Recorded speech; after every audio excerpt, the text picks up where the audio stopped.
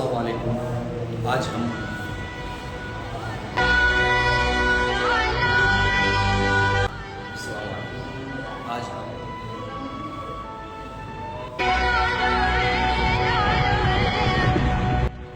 आज मैं करबला के बारे में बताने की कोशिश करूंगा मेरी इस वीडियो में। हम मुहर्रम क्यों मनाते हैं? आज से 1400 साल पहले करबला में नवासे रसूल और उनके फैमिली का बड़ी बेरहमी से ज़िबह किया गया यजीद के दौरान। तो उसी पल को हम याद करके मुहर्रम मनाते हैं। आज भी जब वो मंज़र याद आता है तो आंखें नम हो जाती है और दिल भारी हो जाता है। मुहर्रम हमारे लिए सिर्फ़ एक त्यौहार नहीं है, ये हमारी ज़िंदगी का एक हिस्सा है। हम शिया लोग मुहर्रम के लिए जीते हैं और मुहर्रम में मरना पसंद करते हैं। हम लोग मातम और परचम इसीलिए उठाते हैं ताकि ज़माने को ये बता सके कि मौला हुसैन कौन थे और इब्न ज़ियाद ने मौला हुसैन पे कौन से जुल्म किए थे।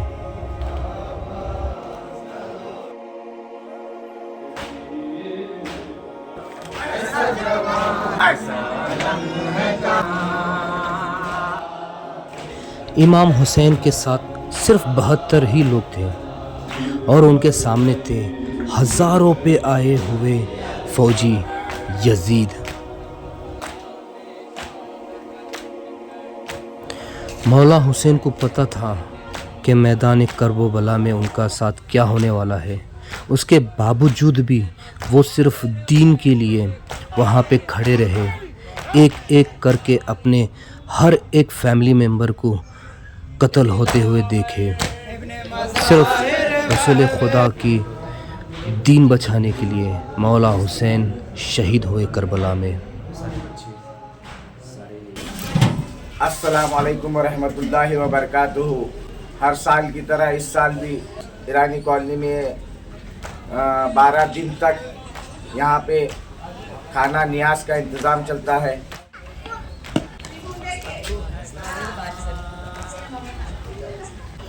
ये है इमाम हुसैन का न्याज और ये जो न्याज है पूरे 10, 11, 12 दिन तक दिया जाता है।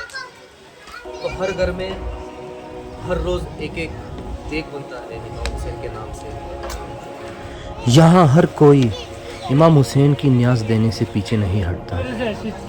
सब अपनी अपनी हैसियत के हिसाब से मौला के नाम से दस्तरखान देते हैं। पिछले कितना साल से कर रहे हैं? हम लोगों को खिदमत के लिए चुना है, इसका शुक्र है। सबको ये सादत नहीं मिलती। तो कुछ लोग बोलते हैं कि यार और कितना करूँ, थक जाते हैं। आपका नियत क्या रहता है? आप मतलब किस हिस्से बनते हो आप? हम लोगों का नियत है कि इमाम का नियाज हो जाए और उसमें हमको जिसको सवाब मिले, सवाब के लिए करते हैं। मैं तो बोल रहा हूँ ये परवरदिगार का हम लोगों के ऊपर करम है, उसका एहसान है कि ये सादत हमको मिली, उसका शुक्र है। माशाल्लाह आप खाना भी बहुत बढ़िया पकाते हैं। तो मौला का नियाज रहता है, वो खुद उसके अंदर उसका लज्जत वो खुद डाल देते हैं। हमारे हाथ में क्या, मौला खुद उसके अंदर लज्जत डालते हैं। हम लोग सिर्फ काम करने नौकर हैं, खिदमतगार। बस शूट कर पिछले 40 साल से देख पकाते हैं यहाँ पे इमाम हुसैन के। यहाँ तक कि जो भी फंक्शन होते हैं सारा कुछ यही मैनेज करते हैं। बराबर जा रहा था ये कटर कैसा रहता है?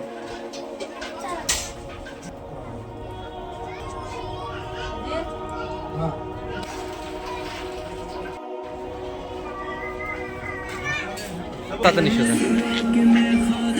यहाँ पे मौला सज्जाद की शबी बने हैं। ये आबिद बीमार के नाम से भी जाना जाते हैं। तो यहाँ पे हर कोई अपनी नीयत के हिसाब से शबी बनते हैं। ये है आबिद हुसैन। ये पिछले 20 साल से शबी बन रहे हैं मौला सज्जाद की। इनका कहना ये है कि स्टार्टिंग में इनको तबीयत बहुत ख़राब होता था, फिर जब से ये मौला सज्जाद की शबी बनना स्टार्ट करे हैं तब से इनका तबीयत ठीक रह रहा है और तब से ये कंटिन्यू कर रहे हैं। हम ये कह सकते हैं कि ये जो ट्रेंड है इन्हीं से ही स्टार्ट हुआ है। सभी लोग तैयार हैं। अब यहाँ से जुलूस निकलेगी मौला सज्जाद की और इमाम बाड़ा तक जाएगी। मौला सज्जाद इमाम हुसैन के बड़ी बेटे थे। जब इनको कैद करके कूफे की तरफ लेकर जा रहे थे तो उस दौरान इन्हें बेड़ियाँ पहनाए थे और सुनने में ये आता है कि वो बेड़िया इतने ज़्यादा वज़न थे कि उनके वज़न से इमाम का कमर झुकी हुई थी। तो ये उन्हीं की छवि बनाकर कमर झुका कर जाते हैं।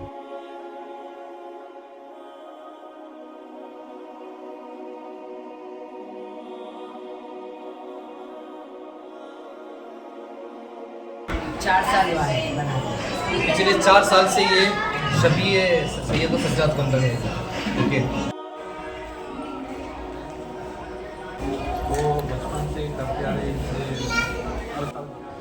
इनमें से कुछ लोग 4 साल से बन रहे हैं, 2 साल से बन रहे हैं, और कुछ लोग तो बचपन से ये ट्रेंड को फॉलो कर रहे हैं। ये है अकबर, और ये बचपन से सैयद सज्जाद की छवि बन रहे हैं पिछले 25 सालों से।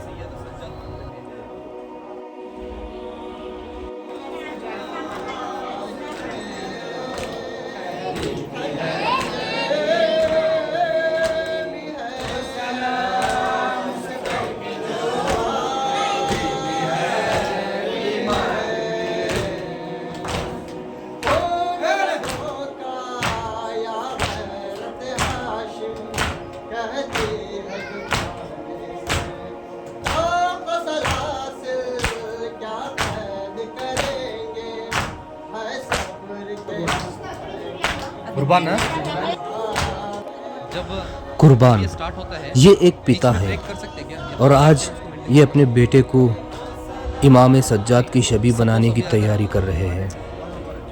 मैंने जब इनसे बात किया तो मैंने ये जाना है वो कर सकते हैं। कि ये इनका नीयत है कि इनके बेटे सैयद सज्जाद की छवि बने। लेकिन अगर इनका बेटा चॉइस करना चाहते हैं इन फ्यूचर में, अगर उन्हें नहीं कंटिन्यू करना है ये, तो ये डिसकंटिन्यू कर सकते हैं। इससे कोई भी आस्था हर्ट नहीं होता है। वो ब्रेक करना चाहते हो तो आपको कोई ये इशू नहीं होता है? नहीं।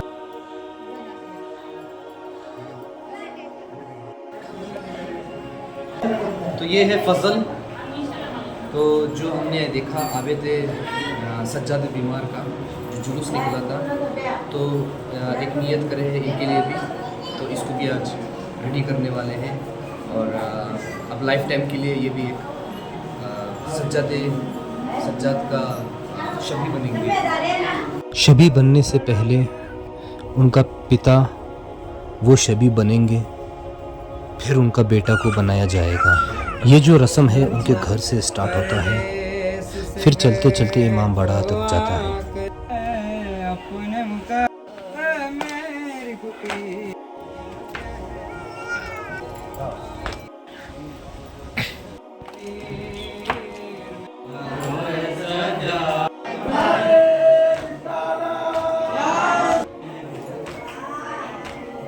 ये आपका पहला साल था, तो कैसा लग रहा है?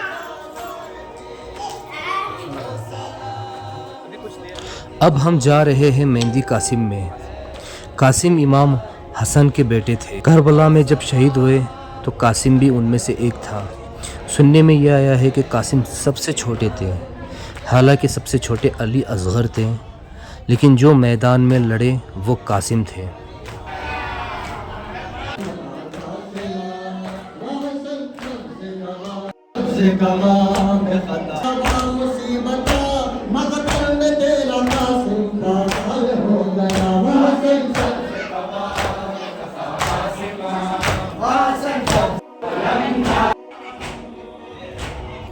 इस दिन का स्ट्रॉन्ग बिलीव ये है, जो भी आज के दिन मेहंदी कासिम के वक्त जो भी नियत करेगा वो नियत उनका पूरा होता है।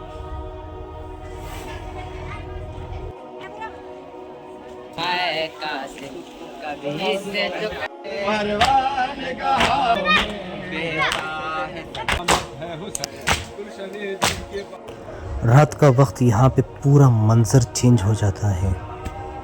मजलिस होते हैं, बयान होते हैं, मातम होता है। यहाँ पर सारा मंजर बयान होता है। करबो बला में क्या हुआ, ज़िक्र अली, ज़िक्र इमाम, क्या सही है क्या गलत है, सब कुछ यहीं पे बयान होता है।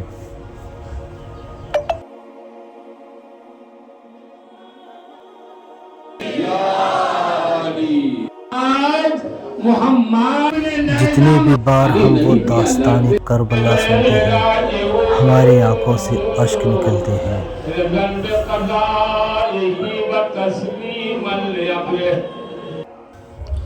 ये वो शबी है जब बीबियों और बच्चों को कैद करके करबला से लेकर कूफा तक चलाया गया।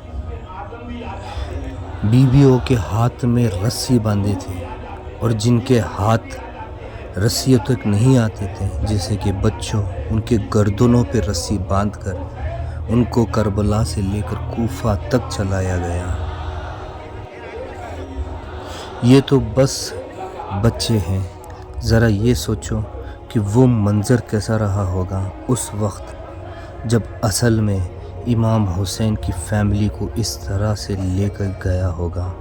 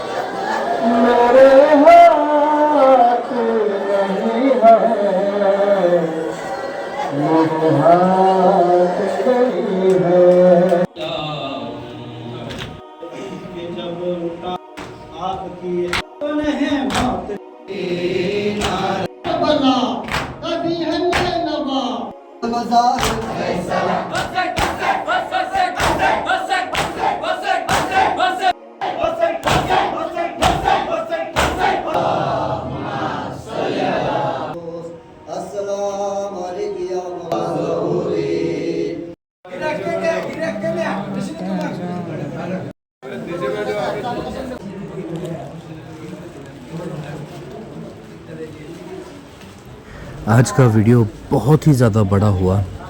आई होप आपको अच्छा लगा होगा, क्योंकि मैं जितना भी कट कर रहा था वो उतना और बड़ा हो रहा था और मैं ज़्यादा कुछ इसमें कट नहीं करना चाहता, तो जितना हो सका मैंने उतना ऐड किया है।